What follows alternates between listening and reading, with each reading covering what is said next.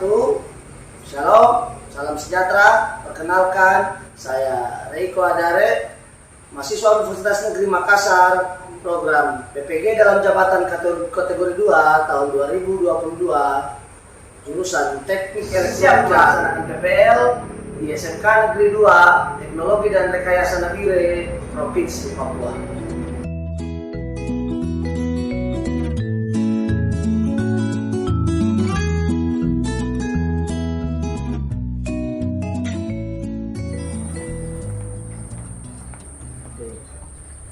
Selamat pagi anak-anak.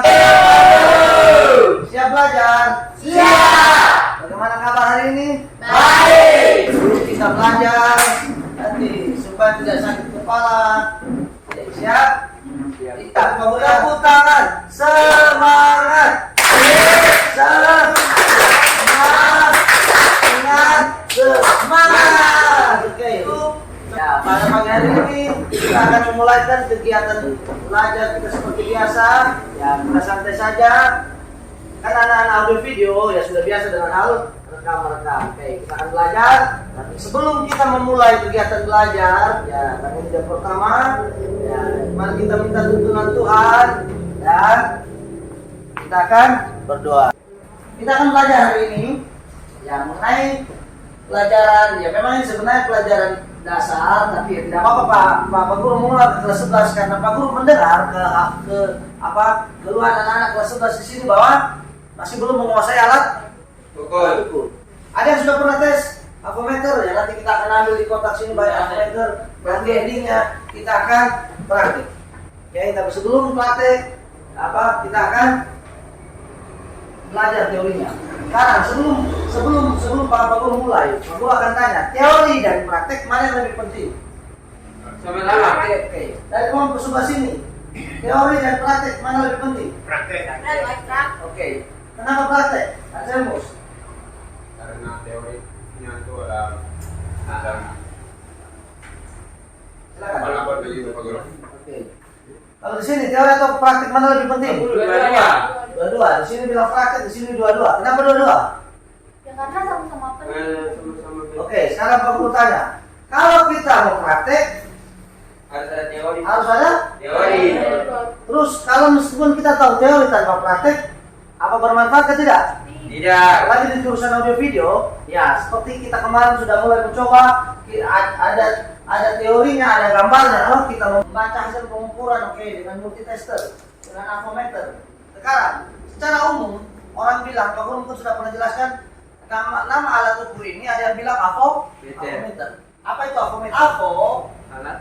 Avo artinya ampere, V volt, O itu ohm. Tante dikatakan multimeter.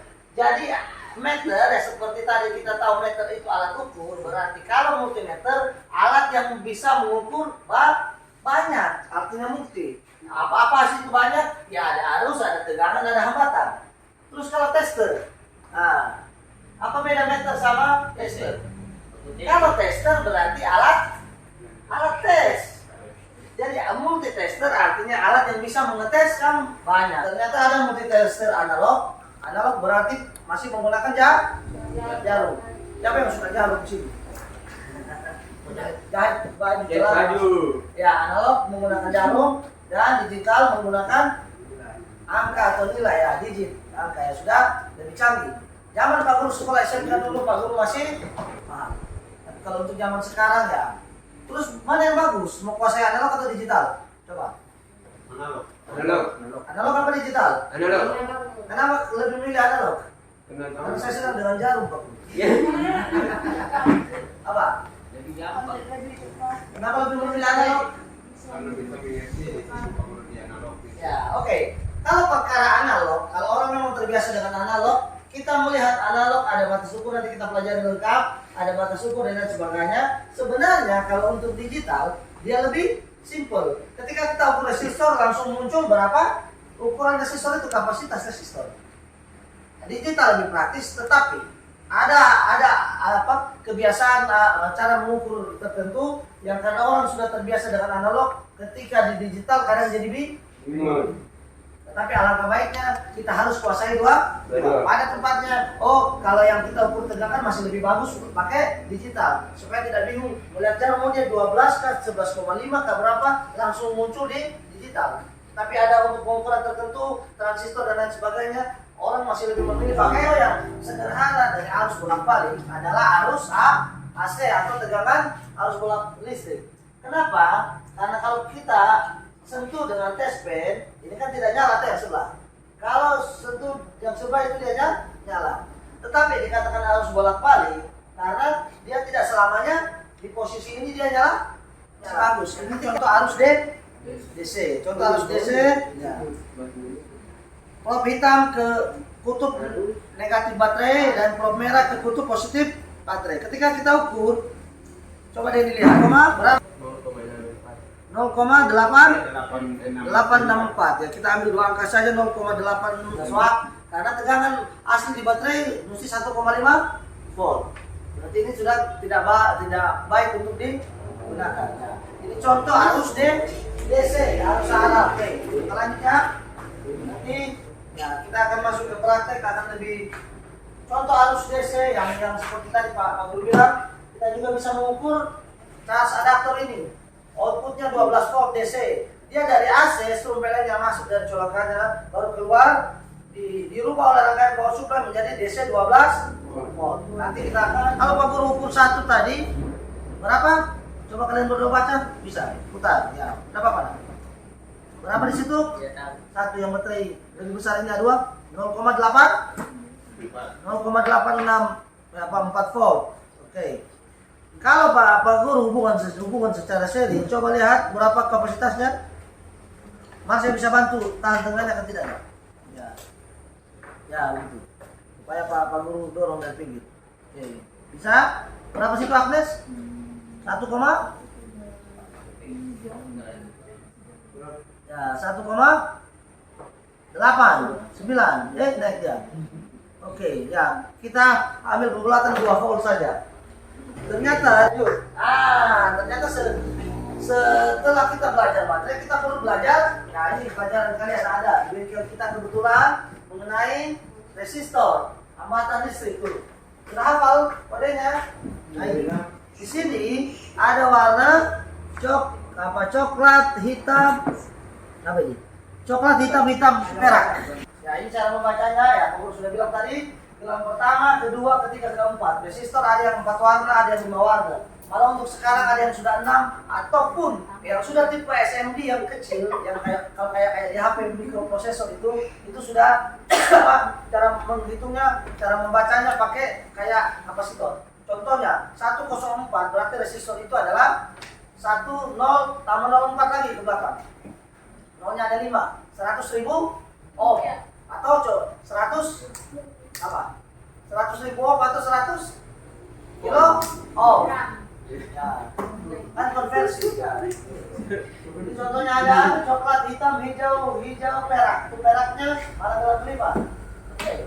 Tetapi kali kalau perak gelang 5, nolnya ada 5, hijau dan dikali 10%. Oke. Nah, resistor itu bisa kita akan rangkai seri, ya, itu yang seri R1, R2 dan R3. Contoh R1 1 ohm, R2 2 ohm, R3 3 ohm. Maka R total sama dengan berdasarkan rumus. R total sama dengan R1 tambah R2 tambah R3. Oke. 1 tambah R2 tambah R3, 1 tambah 2 tambah 3 sama dengan 6. Ya, sama dengan 6 ohm. Bisa tahu? Kalau kita mengukur hambatan listrik, berarti jangan asal putar. Kita kasih turun sekali kali 1 yang paling rendah. Baru kita kalibrasi, artinya prob merah positif dan negatif, prob merah dan hitam ini kita kasih ketemu.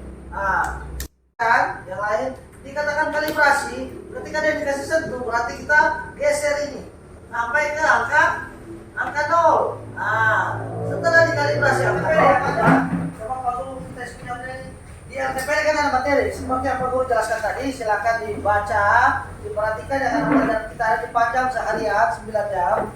Silakan dibaca dan nanti ketika yang terakhir, berarti kita ganti aja baterai yang ada tadi yang kita praktek. Kalau baterai ini kita lewat saja karena memang tidak ada baterai BIOS jamnya. Adaptor ada, itu 12 volt dan baterai kotak kita lewat saja. Nanti baterai kotak dan ini Pak Guru akan ganti dengan cara mengukur langsung stroke, dicolokkan. Yang penting jangan takut mati, jangan takut di stroke. Nah, dan ya untuk resistor kalian pilih, cari sendiri di sini rusak ada di sini, ada di sebelah. Cari sendiri ada 12 macam urutan perewannya kalian cari. Oh, kalau perlu di foto bisa, kalau ada bukti di HP, kalian cari, kalian isi hasil pengamatan dan tuh. Ya teh. Kalau yang paling bawah ini bila tegangan 1,5 apa warna LED garis 12 resistor. Bedakan pengamatan sama pengukuran. Oke, itu. Dan kalau ada LED yang ada ya boleh Pak. Aman praktikumnya. Biarpun sempat ada yang berasap. Oke. Ya. Bagaimana? Aman Marsha dan Yulita. Coba ya Suas, sampai di mana? Pak Guru, jangan dulu lihat Pak Guru. Hasil ukur tuh. 90 sampai 240. Itu range tegangan baik bagi tegangan. Ingat ya. Adaptor jack 12 volt diukur 12,2. Itu baik atau tidak? Baik. Oke, sekarang baterai Neo 9 volt tadi Panasonic. Tegangan asli yang mengamati 99 volt diukur 4,5 volt. Jadi Kurang baik. dari sini 4,5 volt. Oke. Sekarang resistor. Ini memang diukur betul satu-satu. Yakin? Kebagian dibantu sama Tadi rusak baik. Oke. Berarti kesimpulan yang ditarik dari 12 resistor yang diukur bagian besar baik, tapi ada berapa yang rusak? Nah, ada berapa yang rusak? Sendiri ya.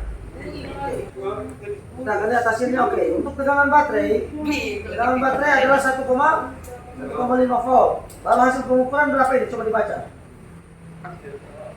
Untuk kurang mengerti, ini 85G apa ini? 85 gram emas batangan di apa dah? 85? Ya. Berarti ini masih salah. Mana Bang? Oke, hasil analisis 12 resistornya rata-rata baik. Pengamatan berapa ini? Ini berapa ohm ini? 2002 Iya. ohm atau tanta? Oh. Baru hasil pengukurannya. Kenapa ada baik ada rusak? Coba cabut. Manfred. Iya, Manfred. Baru mau bilang lagi soal. 3,7 oke ya.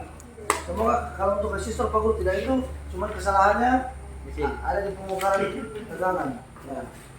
Oke, setelah kita mengevaluasi dari hasil evaluasi kelompok 3 masih belajar lagi tidak apa-apa, namanya juga kita di sekolah.